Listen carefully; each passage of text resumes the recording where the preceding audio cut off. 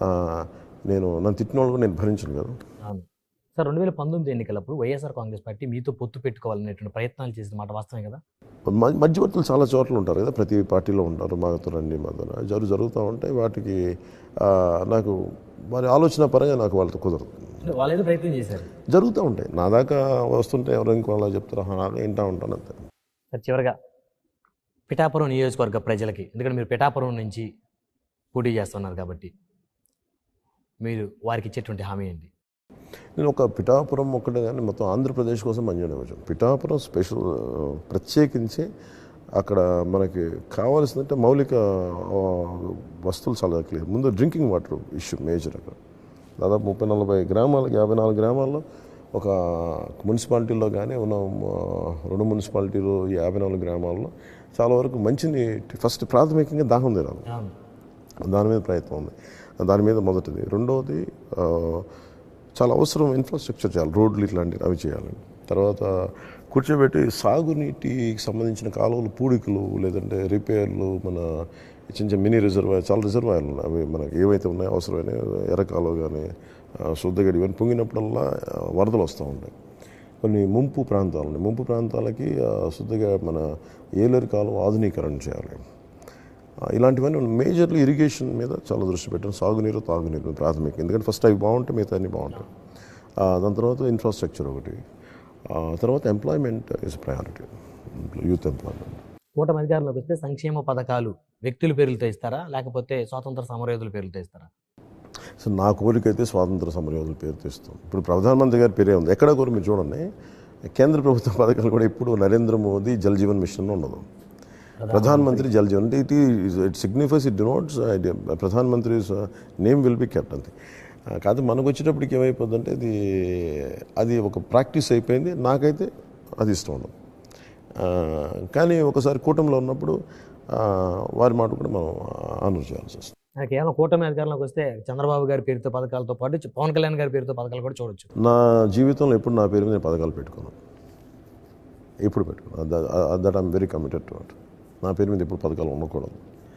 మనకి ఎవరైతే ఆధారభూతమో ఈ నేల ఆంధ్రప్రదేశ్ ఆవిర్భావానికి మూలకారకుడు పొట్టి శ్రీరాములు గారు, వాళ్ళని మనం గుర్తించుకోవాలి. కానీ పవన్ కళ్యాణ్ గారు వస్తుంటారు, వెళ్ళిపోతుంటారు. మనం గుర్తుపెట్టుకోవాల్సింది పొట్టి శ్రీరాములు గారిని. ఇలాంటి మహానుభావులను పెట్టుకోవాలి. బూర్గుల రామకృష్ణారావు గారు 2 రాష్ట్రాలు ఏకమవడానికి తెలంగాణ ముఖ్యమంత్రిగా పదవి త్యాగం చేసిన వ్యక్తి. అలాంటి వ్యక్తుల్ని మనం గుర్తించాలి, గౌరవించాలి. ఇప్పుడు for example Telangana Andhra highway ఉందనుకోండి, మనం ఏం చేయాలి? బూర్గుల రామకృష్ణారావు హైవే పెట్టాలి దాన్ని. అలాంటివి పెడితేనే కదా సరైన సంకేతాలు పంపినట్టు అవుతుంది. నేను మటుకు వ్యక్తిగతంగా నా పేర్లు పెట్టుకుని నాకు ఇష్టం. కూటమి మేనిఫెస్టోకి పవన్ కళ్యాణ్ గారు హామీ ఉంది, ఖచ్చితంగా అమలు చేస్తారని. ఖచ్చితంగా. ఎందుకు అంటే ఇది చూసేవాళ్ళు కానీ మీరు అడుగుతున్న ప్రశ్నలకు నేను అంతరంగా అర్థం చేసుకున్నా. ఎలా సాధ్యం అంటారు. మీరు 40,000 కోట్లు ఇసుకలో దోచేసి 40,000 కోట్లు మధ్యలో దోచేసినప్పుడు నువ్వు ఒక చెడు పని చెత్త పని చేయడానికి మీకు ఎంత మీ బిజినెస్ తెలివితేటలు ఉన్నప్పుడు ఒక సంక్షేమం మంచి చేయడానికి ఎందుకు ఉండదని? ఖచ్చితంగా ఉంటుంది. 100% పాసిబిలిటీ. అనుకున్నట్టుగానే కూటమిని అధికారం దిశగా తీసుకువెళ్ళడంలో జనసేన అధినేత సక్సెస్ అవబోతా ఉన్నారు, ఏమంటారు? నేచురల్ ప్రోగ్రెషన్ అని నాకు రిజల్ట్స్ ఓరియంటెడ్గా చేయను. నేను బాధ్యత కూర్చొని చేస్తాను. What ever results it gives fine with that. Sir మొత్తానికి గౌరవప్రదమైన పొత్తులకి మాత్రమే ఒప్పుకుంటానన్న జనసేన అధినేత 21 సీట్లకే ఎందుకు ఒప్పుకోవాల్సి వచ్చింది? గౌరవప్రదమైన పొత్తులను కూర్చోబెట్టి భారతీయ జనతా పార్టీ కూడా ఫెసిలిటేట్ చేయడం ఖచ్చితంగా తగ్గాల్సి వస్తుంది. వేరే దారి లేదు. అండ్ కేంద్ర సహకారం లేకుండా రాష్ట్ర ప్రభుత్వాలు నడపలేదు. మనకున్న విభజిత ఆంధ్రప్రదేశ్లో ఖచ్చితంగా భారతీయ జనతా పార్టీ మనకి భాగస్వామ్యం అవ్వాలి. సో వాటి కోసం ఖచ్చితంగా తగ్గాల్సిన అవసరం వచ్చింది. చాలా నియోజకవర్గాల్లో జనసేన ఇన్ఛార్జిని వైఎస్ఆర్సీపీ లాగేసింది. అయితే జనసేన అధినేత వారిని ఇన్ఛార్జిని పిలిచి ఎందుకు బుజ్జగించలేకపోయారు అనేటువంటిది ప్రజల్లో ఉందో నాయకుల్లో ఉందో? జనసేన నాయకుల్లో ఉంది.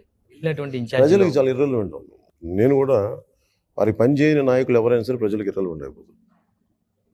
98% నాయకులు పార్టీ నిర్దేశించిన ఆదేశాలకు అనుగుణంగా అందరూ ఉన్నప్పుడు 2% ఖచ్చితంగా, ఇంకా యాక్చువల్గా చాలా తక్కువ. నాకు ఒకలాంటి వ్యతిరేకత యాక్చువల్ తక్కువ నాకు. మీరు చూడాల్సింది ఏంటంటే ఇక్కడ ప్రజలందరికీ కూడా, ముఖ్యంగా నాయకులందరికీ కూడా, ఈ పార్టీ చాలా బలమైన కట్టుదిట్టమైన భావజాలంతో పెట్టిన party. Whoever is committed. If you don't believe in Janasena 7 principles, don't be a part of Janasena.